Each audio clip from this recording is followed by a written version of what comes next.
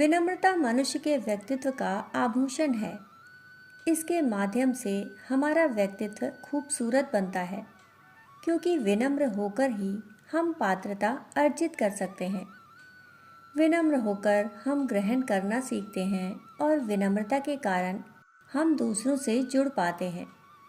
भारतीय संस्कृति में इसी विनम्रता को व्यक्त करने के लिए प्रणाम व अभिवादन करने की परंपरा है। बड़ों के समक्ष झुककर आशीर्वाद लेने की प्रथा है। हमारे जीवन में विनम्रता बनी रहे, इसीलिए प्रार्थनाएं, स्तुति आदि की जाती हैं। दूसरों की सेवा, सहायता व दान किया जाता है। इन सब से हमारे मन का अहंकार गलता है, मन धुलता है और हम अधिक विनम्र व कृतज्ञ बनते हैं। हमारे धर्म ग्रंथों का एक मूल मंत्र है, जो नम्र होकर झुकते हैं वही ऊपर उठते हैं। विनम्रता न केवल हमारे व्यक्तित्व में निखार लाती है, बल्कि कई बार सफलता का कारण भी बनती है। विनम्रता के कारण जो सम्मान मिलता है, उसका एक अलग महत्व है। मन की कोमलता और व्यवहार में विनम्रता एक बड़ी शक्ति है। कोमलता सदा जीवित रहती है, जबकि कठोरता का जल्दी ही विनाश हो जाता है। तलवार कठोर से कठोर पदार्थ को काट देती है, लेकिन कई कठोर पदार्थों को काटने की ताकत उसमें नहीं होती। महाभारत युद्ध के बाद धर्मराज युधिष्ठिर भीष्म पितामह के पास गए। वे वाणों की शैया पर भूमि में पड़े थे। युधिष्ठिर ने विनम्रतापूर्वक उनसे धर्मोपदेश देने का निवेदन किया। भीष्म पितामह ने कहा कि नदी समुद्र तक पहुंचती है तो अपने साथ पानी के अतिरिक्त बड़े बड़े लंबे पेड़ साथ ले आती है। एक दिन समुद्र ने नदी से पूछा कि तुम पेड़ों को तो अपने प्रवाह में ले आती हो, परंतु कोमल बेलों और नाजुक पौधों को क्यों नहीं लाती? नदी बोली कि जब जब पानी का बहाव बढ़ता है, तब बेलें झुक जाती हैं और झुककर पानी को रास्ता दे देती हैं, इसलिए वे बच जाती हैं, जबकि पेड़ तनकर खड़े रहते हैं और इसीलिए अपना अस्तित्व खो बैठते हैं। भीष्म ने कहा कि युधिष्ठिर ठीक वैसे ही जो जीवन में विनम्र रहते हैं, उनका अस्तित्व कभी समाप्त नहीं होता। यह भी अक्सर देखा गया है कि कई लोग अपने विशेष कार्य में माहिर होते हैं, लेकिन विनम्रता के अभाव में घर या कार्यालय में सदैव परेशानी का शिकार होते हैं। विनम्रता कायरता नहीं है, यह व्यक्ति को शांति, सहनशीलता, शक्ति और ऊर्जा प्रदान करती है। मनुष्य यदि विनम्रता से जीवन जीना सीख ले, तो अनेक परेशानियां देखते ही देखते समाप्त हो जाती हैं।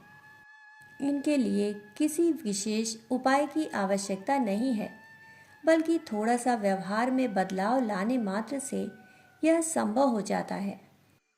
विनम्र व्यक्ति के सामने कठोर हृदय वाले व्यक्ति को भी झुकना ही पड़ता है। विनम्रता से हम छोटी छोटी बातों का ध्यान रखकर अपने जीवन को खुशहाल बना सकते हैं। जो विनम्र होते हैं वे हर जगह सम्मान पाते हैं और दूसरों को जोड़ने का कार्य करते हैं। विनम्रता के वास्तविक अर्थ को समझाने वाली एक कथा है। एक बार बाबा फरीद से मिलने के लिए एक राजा आया। वह बड़ा अहंकारी था। वह बाबा के लिए उपहार स्वरूप एक नायाब तलवार लेकर आया। उसने बाबा से कहा, यह भेंट आपके लिए है। भेंट देखकर बाबा फरीद बोले, राजन, मैं शुक्रगुजार हूँ कि तुम मेरे लिए बेशकीमती तलवार लेकर आए, लेकिन यह मेरे किसी काम की नहीं। मुझे कुछ देना ही चाहते हो तो सुई के साथ विनम्रता का उपहार दो। वह मेरे लिए ऐसी 100 तलवारों से भी अधिक कीमती होगा। राजा को बाबा से ऐसे जवाब की उम्मीद नहीं थी। वह बाबा की बात सुनकर दंग रह गया। वह बोला, बाबा, सुई और विनम्रता ऐसी 100 तलवारों का मुकाबला कैसे कर सकती हैं? बाबा बोले, तलवार लोगों को मारने काटने का काम करती है, जबकि सुई सिलने का काम करती है। एक बेशकीमती तलवार सिर्फ काटने का काम करती है। जबकि एक छोटी सी सुई चीज़ों को जोड़ती है। तोड़ना आसान है और जोड़ना कठिन।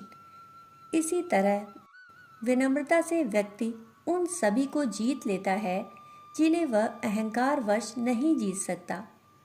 विनम्रता और प्रेम के आगे सब पराजित हो जाते हैं। अब तुम ही बताओ, ऐसे में क्या ज़्यादा कीमती है, तलवार एवं अहंकार या सुई और विनम्रता? राजा कुछ देर तक उनकी बात समझने की कोशिश करने लगा। थोड़ी देर सोचने के बाद वह बाबा का संकेत समझ गया और उनके चरणों में अपना सिर रखकर बोला, बाबा, आज आपने मेरे जीवन की दिशा ही बदल दी। आज से मैं जोड़ने का काम करूंगा और विनम्रता से अपनी प्रजा की सेवा करूंगा। इसके बाद उसने वह तलवार फेंक दी और विनम्रता को अपने जीवन में अपना लिया। कुछ ही समय में वह राजा, जो अपने क्रूर स्वभाव के कारण जाना जाता था, वह अपने विनम्र स्वभाव के कारण प्रसिद्ध हो गया। इस तरह विनम्रता व्यक्ति के अंदर सत्पात्रता विकसित करती है। विनम्र व्यक्ति ही दूसरों के समक्ष झुक सकता है और दूसरों की भावनाओं का सम्मान कर सकता है। विनम्र व्यक्ति संवेदनशील होता है, जिसे दूसरों की कष्ट पीड़ा महसूस होती है और जिसे दूर करने के लिए वह सेवा सहायता के कार्य में निरत होता है।